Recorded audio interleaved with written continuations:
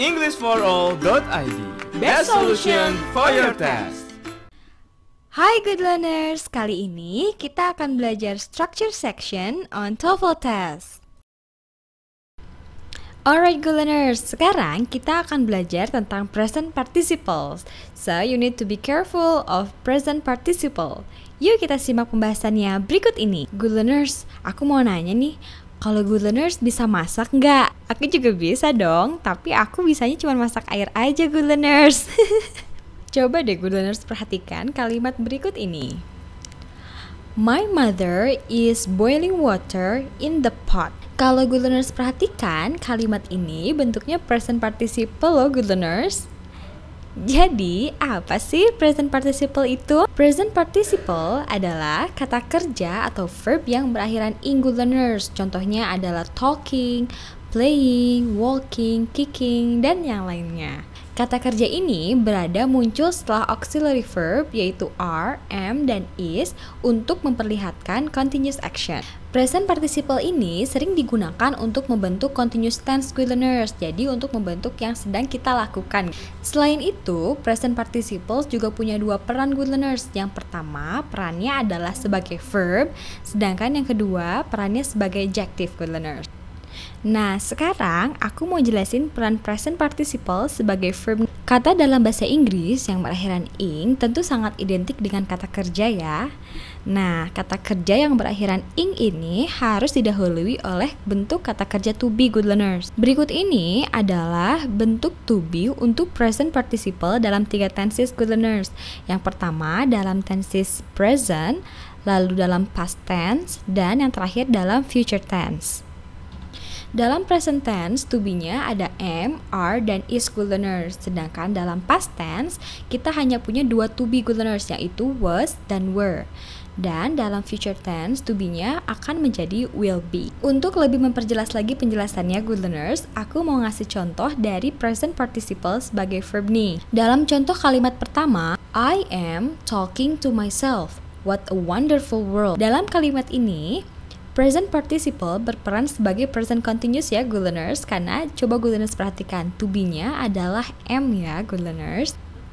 Nah, sekarang dalam contoh kalimat kedua, I was assuming that someone stolen my sandal. Kalimat ini present participle berperan sebagai past continuous ya good learners. Coba good learners perhatikan di sini. Ada to be was ya. Ini berarti kalimat ini adalah bentuk dari past continuous. Lalu dalam kalimat ketiga, we will be climbing Semeru Mountain. Dalam kalimat ini, present participle berperan sebagai verb ya good learners dalam future continuous. Gampang banget ya good learners cara membedakan mana itu present participle yang present continuous, past continuous, dan future continuous. Selain sebagai verb, present participle juga berfungsi sebagai kata sifat good learners atau biasa kita sebut adjective. Present participle ini disebut adjective apabila tidak didahului oleh kata kerja to be. Lalu apa sih adjective itu? Nah, good learners, adjective ini adalah kata yang memperjelas atau memberikan keterangan tambahan mengenai kata benda atau yang biasa disebut dengan noun. Contoh dari present participle sebagai adjective.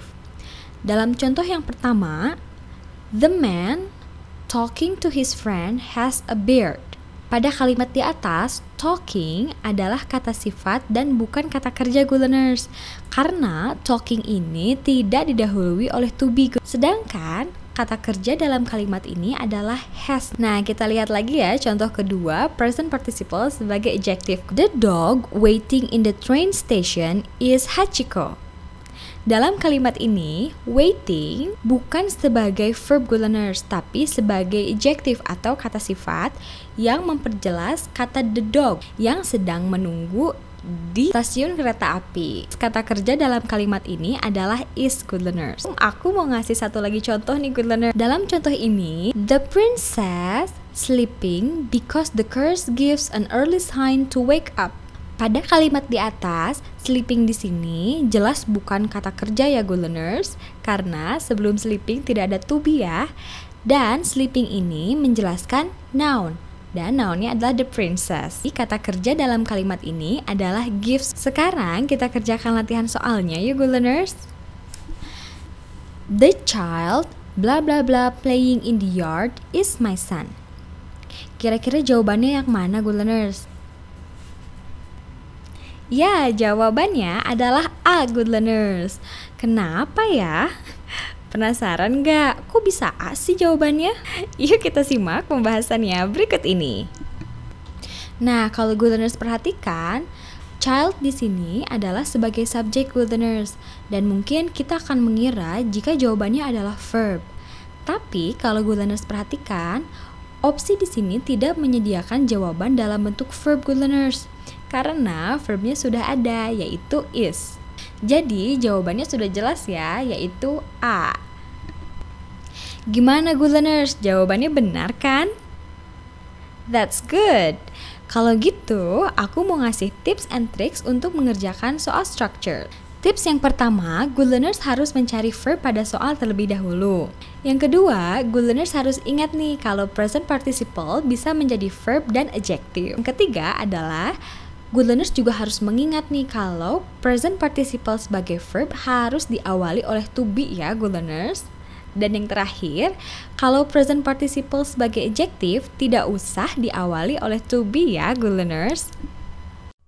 Nah, gampang kan? Makanya, yuk ikuti terus persiapan tes TOEFL dan IELTS di englishforall.id.